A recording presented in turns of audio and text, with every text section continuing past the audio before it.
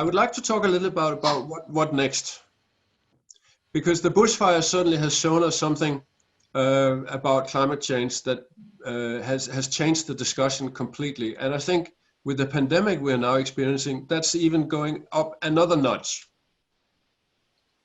So if we're talking about this decade that we're entering, what needs to happen, obviously, is that we begin to take action at a completely different level.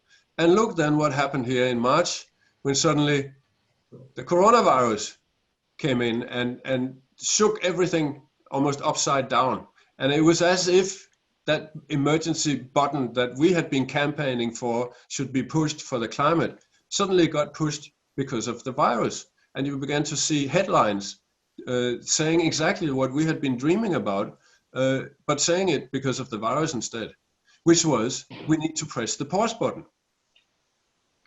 Which brings me to the tunnel, because in a way, humans have had tunnels or pauses, especially in the religious world.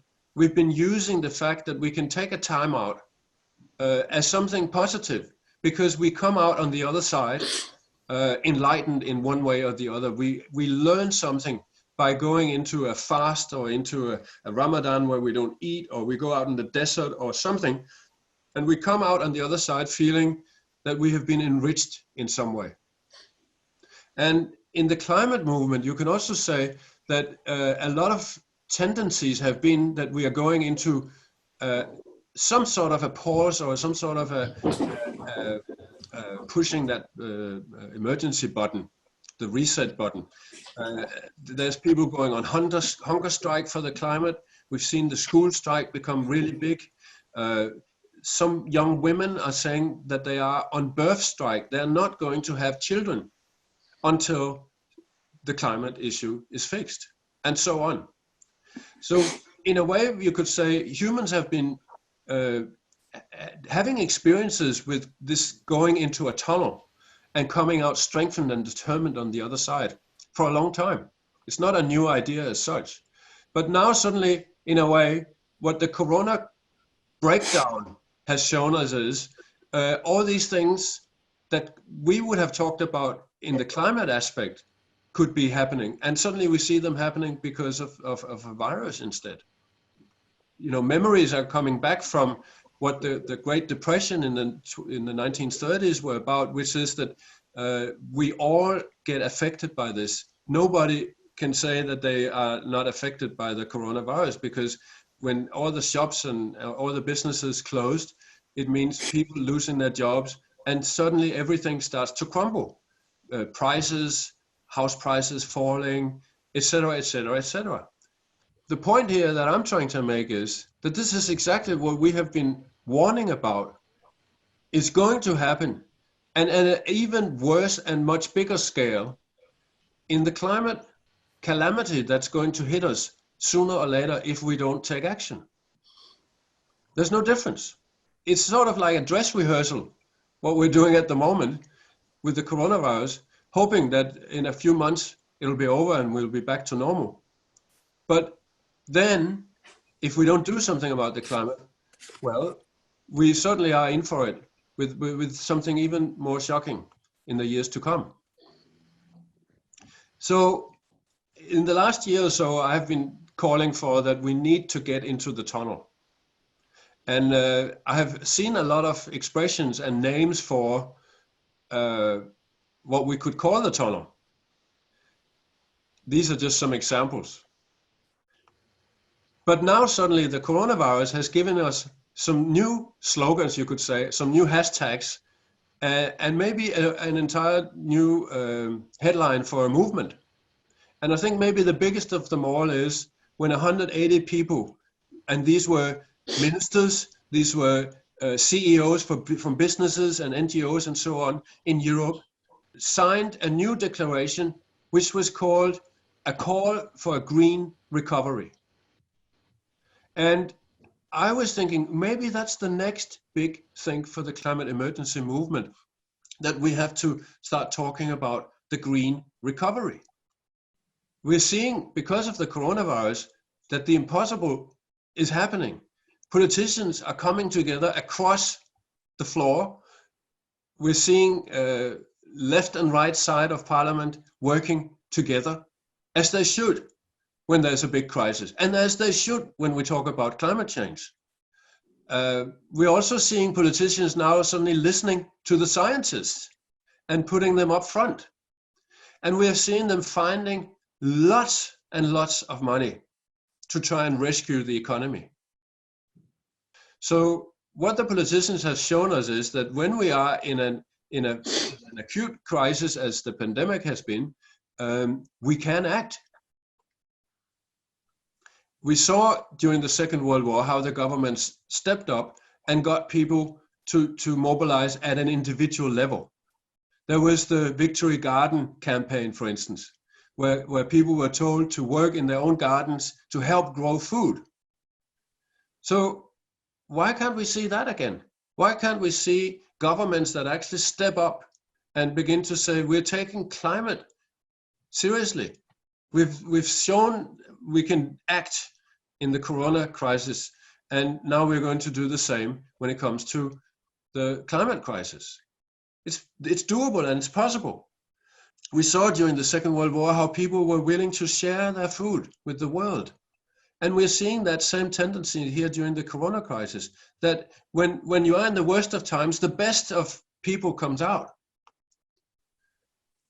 It's also becoming clear, especially to the youth, that what we're talking about when we talk about the climate is an intergenerational crisis, that it's not going to hit the old people as bad as it's going to hit the young people. Whereas the corona crisis was kind of the opposite. It's the old people who are at risk of getting killed by the virus, whereas the young people are not. So there's going to be some interesting movements in the time to come where what your age is actually also matters in terms of what your opinion is and how you vote. We've seen something that we didn't think possible. The emissions have fallen in a way that was unprecedented, really. And we're hearing a lot of talk now about Green New Deals, eco Marshall plans, and politicians starting to talk about also all the jobs that there is if we start really focusing on building up a better world with renewable energy, clean energy, and regenerative agriculture, and so on. And it's not really out there loud yet, but what we need to start talking about is a way of controlling air pollution. A carbon law of some sort needs to come in place. So what's missing for all this to happen?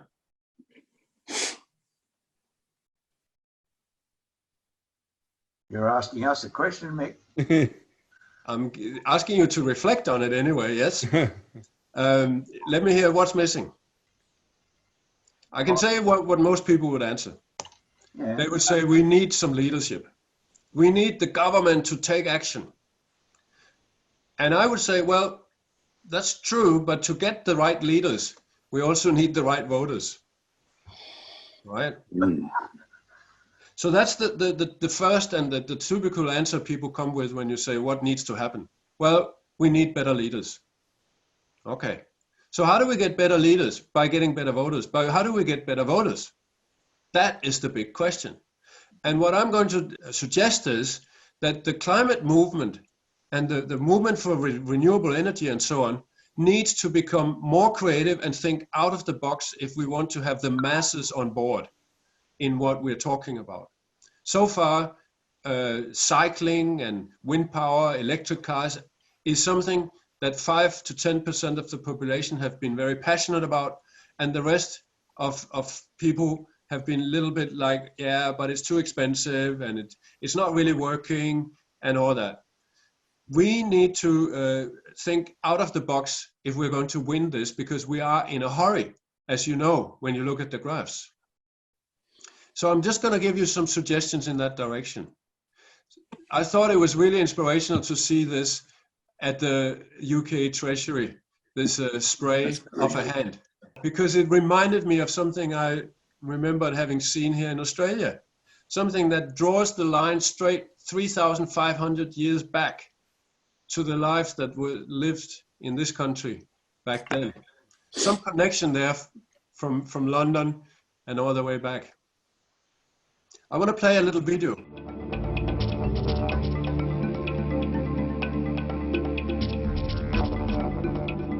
Normally, we follow roads that are already there, but that's the wrong way. When you walk, you have to send the landscape out and the road out of yourself. When you walk, you have to send the landscape and the road out of yourself. So that's an old Aboriginal thinking. And the sign there, by the way, is the sign for a human track. Aboriginal sign. So, how do you understand what she's saying there? What do you think she's saying? What's she trying to tell us? It's our behaviour. We have to imagine where we want to go. Exactly, imagine. It's about imagination. I'll give you some two things that I think that she's saying. Number one is that when we are, and which we are right now, in a time of unprecedented changes, and we're entering some sort of uncharted landscape, we need to be bold. We need to have courage and be leaders in our own fields, not necessarily as community leaders or politicians and so on, but to be leaders wherever we are. And courage, if you look at that word, it actually originates from Latin. And courage, cœur in French, means heart. So courage is also something about having your passion and your heart into it and following your heart.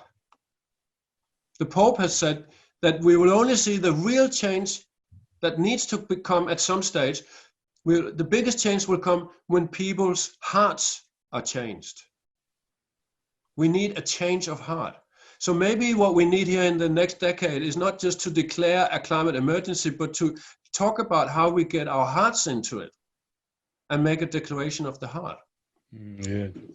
The other thing that I think the Aboriginal woman was talking about is, as you said, Robert, about imagination, creativity. To be able to visualize something into a landscape that we have not yet walked. The UN has decided that we are entering 2020 is going to be the decade of eco-restoration. And this decade, most of us thought that it started when we entered here at New Year, the 2020, but it actually officially starts the coming New Year. So when we enter 21. And that will be the time when the UN will be celebrating that we're entering the decade of eco-restoration. And I'm thinking, oh, there's so many words at this time that start with re, that are really, really powerful and good words. A lot of people at the moment are talking about that we have to move away from thinking sustainability, but thinking regeneration. We have to build something up. It's not enough to sustain, we have to build. So regeneration is becoming the new sustainability word in a way. And think about, I just made a little brainstorm on how many good words there are that all start with re. And to top it off, even the word revolution starts with re. And if we are playing with words, have a look what happens if we mark the re and look at what's behind there. Vision, building, creation, generation. I'm just playing with the words here because I think that's what we need to do when we start a phase of something with creativity. We have to throw things up in the air and see where it lands.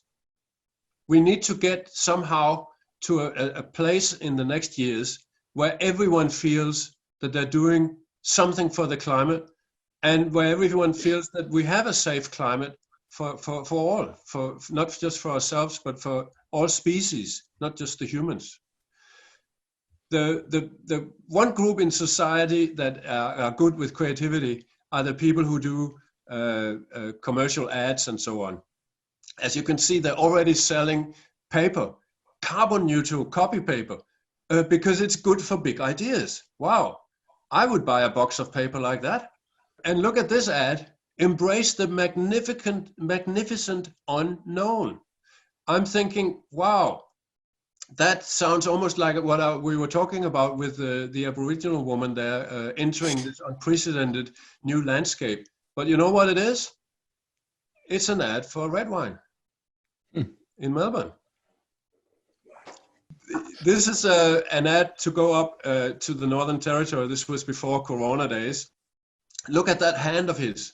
I think that's, to me anyway, sending a signal straight back to the hand I was talking about before, 3,500 years. And I think we need to talk more about our history as human beings, where we came from, because there's a lot to learn from that. There's a lot to learn from the indigenous experience of the culture that still remains within the indigenous communities, things that we may have forgotten in the Western, more modern and fast living communities. We need to ask ourselves fundamentally, what is a good life? And I think a lot of people are using the Corona crisis right now to have a bit of a reflection on that. Well, the scientists have done studies about that, and they came up with the answer that really what tends to be that makes people say that they have had a good life when they come towards the end is those people who had strong relationships. Relationships mean a lot to us human beings. Another thing that means a lot to us is nature.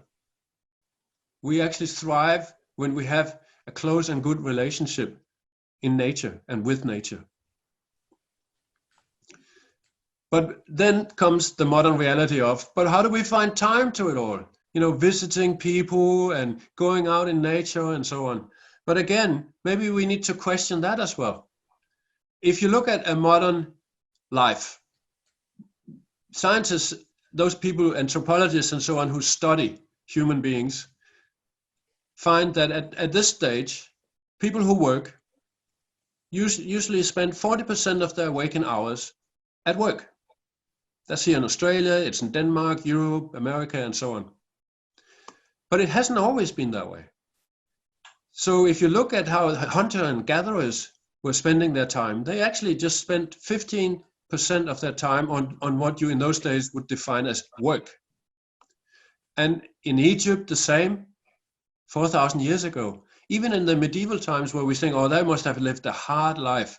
Well, they still had time to, not to just to party, but to do other things, to socialize and to do religious ceremonies and so on, because scientists are saying they only actually worked 20% of their time. Then we industrialized and we suddenly started accepting that we would use, like they in China right now, spend half of their time, their waking hours, at work. And as I said before, 40% of normal people who go to work. Does it have to be that way? If we look at our history, maybe not. Maybe we need to question what we're spending our time on.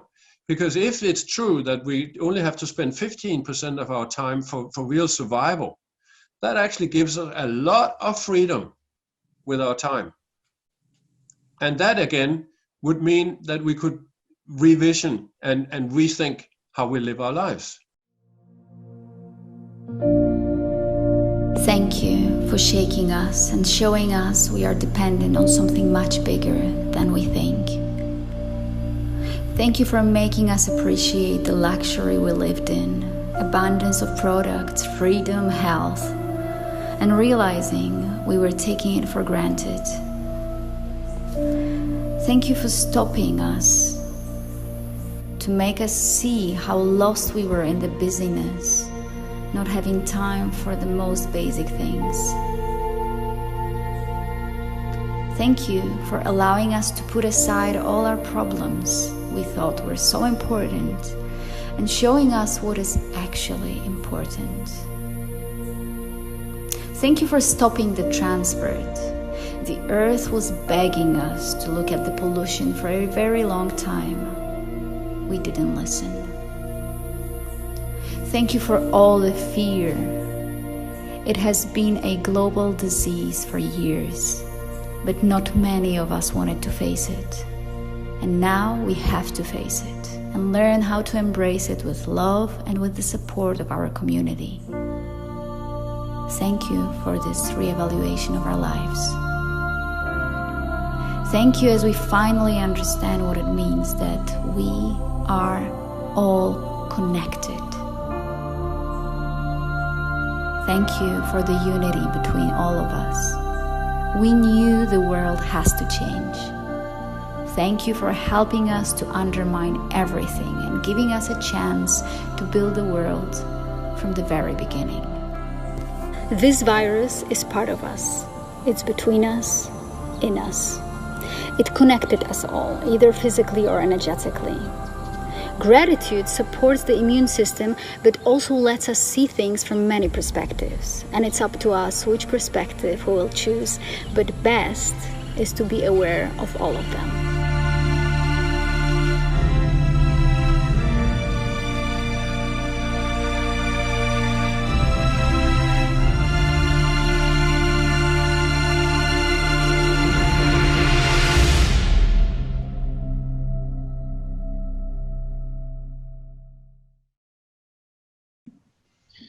There was an artist who lives in Costa Rica, Ria Sokol. She's actually from Poland.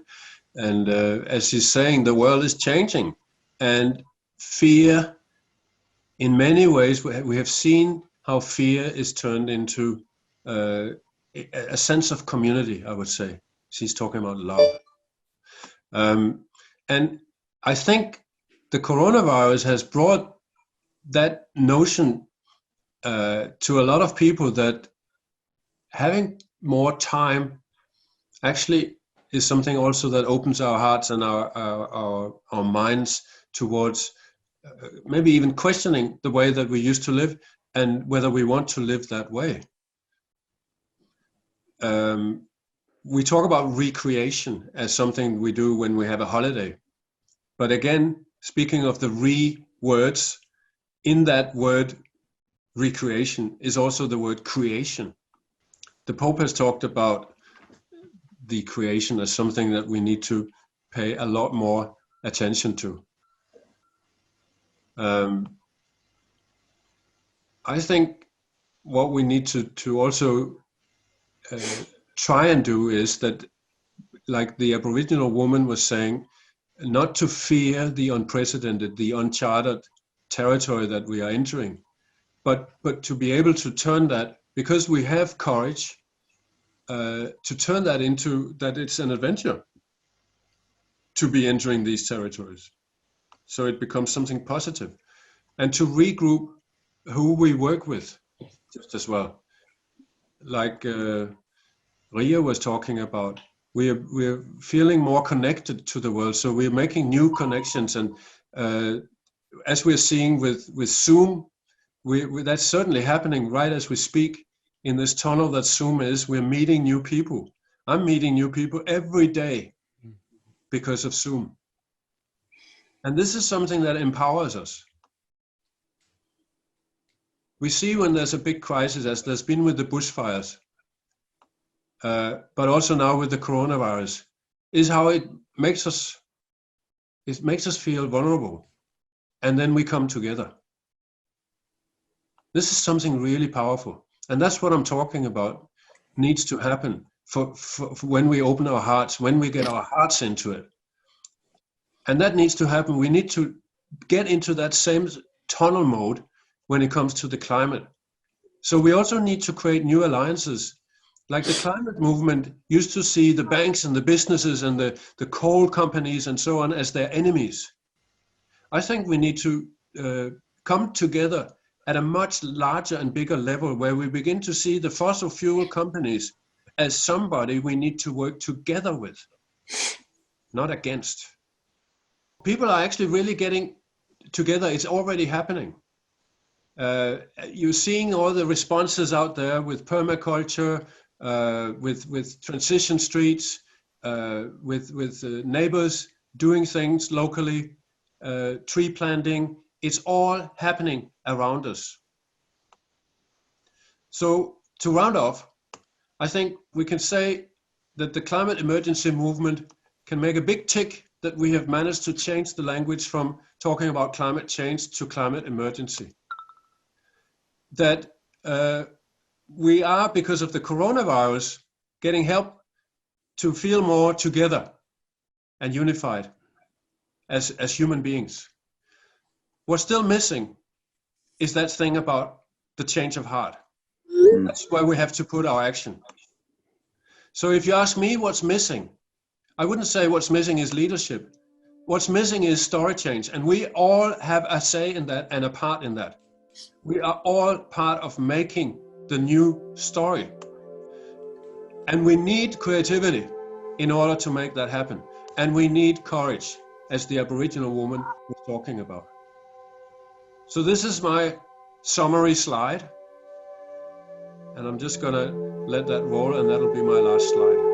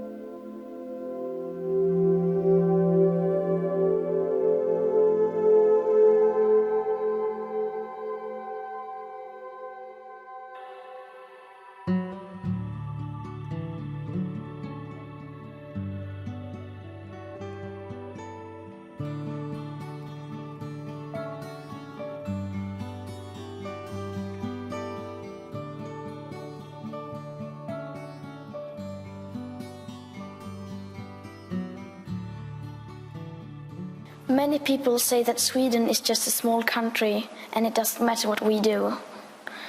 But I've learned that you are never too small to make a difference. The Sustainable Hour. For a green, clean, sustainable Geelong. The Sustainable Hour.